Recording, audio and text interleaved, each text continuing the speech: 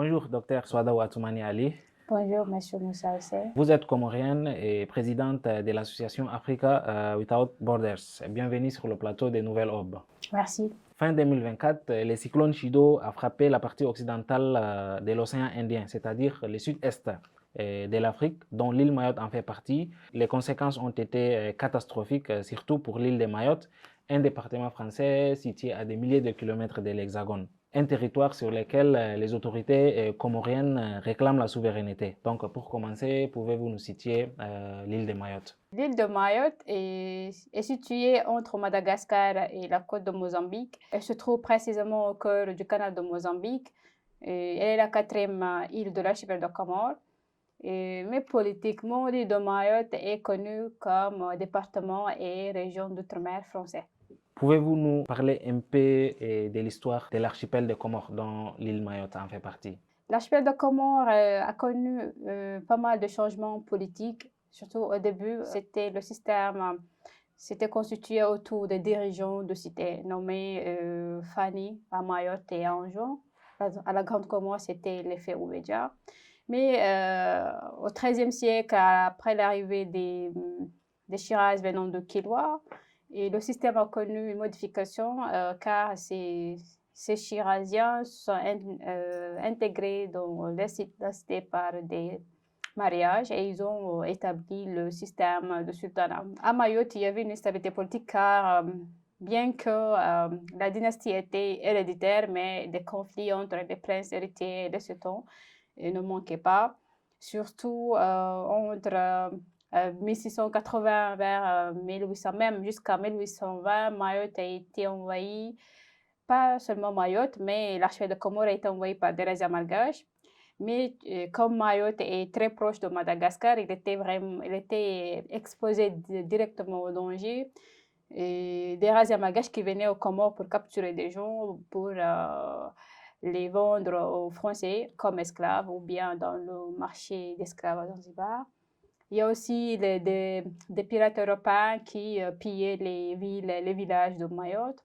C'était une période très difficile pour Mayotte, ce qui a incité le sultan en exécution, Salem II, de transférer la capitale de la Grande Terre à la Petite Terre à Dzaoudji. Et bien sûr, cette période a été marquée par un déclin démographique de la population, notamment de 12 000 habitants à 5 000 habitants. Mais à part ça, il y avait aussi des attaques internes, c'est-à-dire venant du sultan d'Anjouan qui voulait conquérir Mayotte pour l'annexer à ses territoires. Bon, et cette instabilité interne a engendré le déclin de la dynastie, notamment que un prince héritier nommé Bouanakombo qui s'est réfugié à Madagascar pour chercher un allié pour protéger l'île de Mayotte et pour récupérer sa trône. Et le prince malgache André Anatoly Ier qui a aidé Bouanakombo à récupérer sa trône, mais il n'était pas fidèle à ses accords.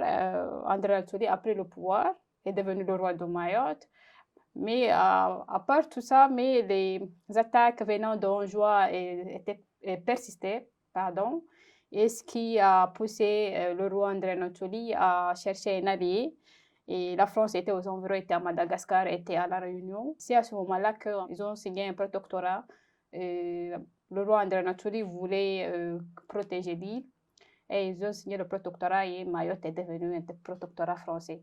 Et au fur et à mesure, les autres îles, Anjouan, Grande Comore et Maille, ont été intégrées dans l'administration française. C'était en 1912 que la Comore est devenue officiellement colonie française et qui était administrativement attachée à Madagascar.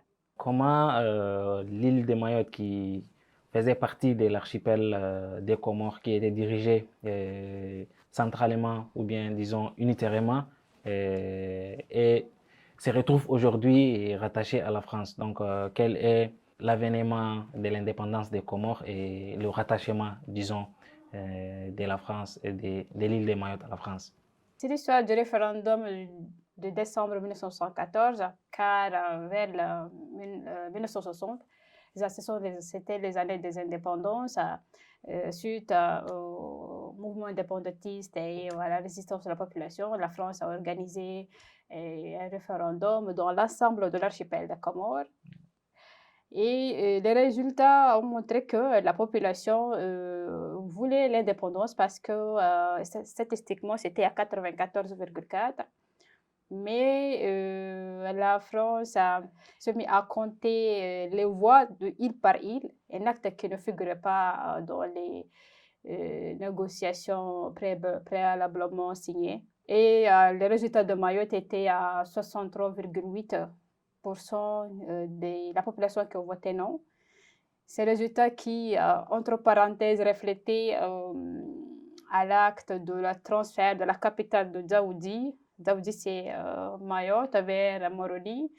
C'est un acte qui était jugé pour les Maoris comme un complot des Ouangazidja, c'est-à-dire des habitants de Ouangazidja qui voulaient avoir le pouvoir. Ce qui a d'ailleurs, c'est à ce moment-là que pas mal d'associations comme le mouvement populaire maoré ont vu le jour et qui faisaient la campagne pour que Maoré ne vote pas pour oui à la référendum de l'indépendance. Si tu vois, entre le référendum de décembre 1974 jusqu'au 6 juillet 1975, c'est une période qui avait des désaccords entre, disons, Comores et la France.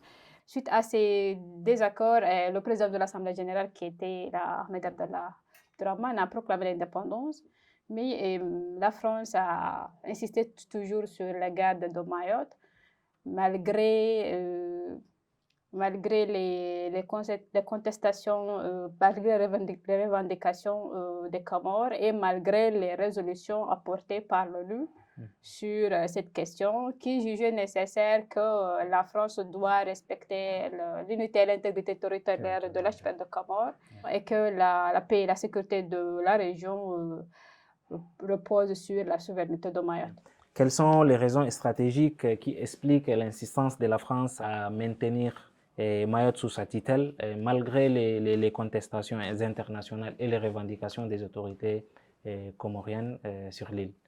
C'est à cause de la position stratégique de Mayotte, car si on regarde au fil du temps, l'importance de Mayotte a varié au fil du temps, car vers 1800 par exemple, c'était une compétition impérialiste entre la France et l'Angleterre qui voulait s'emparer des colonies et que l'archipel de Comores, Mayotte, qui se positionnait stratégiquement dans l'océan Indien et voulait s'emparer, surtout que la Comore est un pays riche en ressources naturelles. Et surtout que dans le canal Mozambique, les Comores, il peut avoir accès à la contrôle du côte de l'Est et de Madagascar.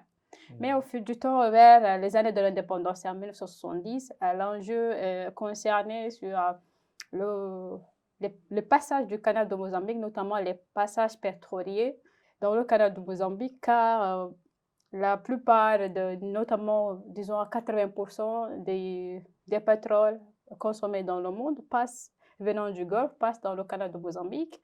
Mayotte représente pour la France une base avancée des interventions françaises dans la région, notamment dans les îles voisines, les Comores et Madagascar. Surtout que c'est un territoire stratégique international pour la France entre l'Asie, l'Afrique et le Moyen-Orient. Donc, je rappelle que vous êtes comorienne, docteur et présidente de l'association Africa Without Borders. Merci d'être passé sur le plateau de Nouvelle Hope. Merci à vous aussi. Merci.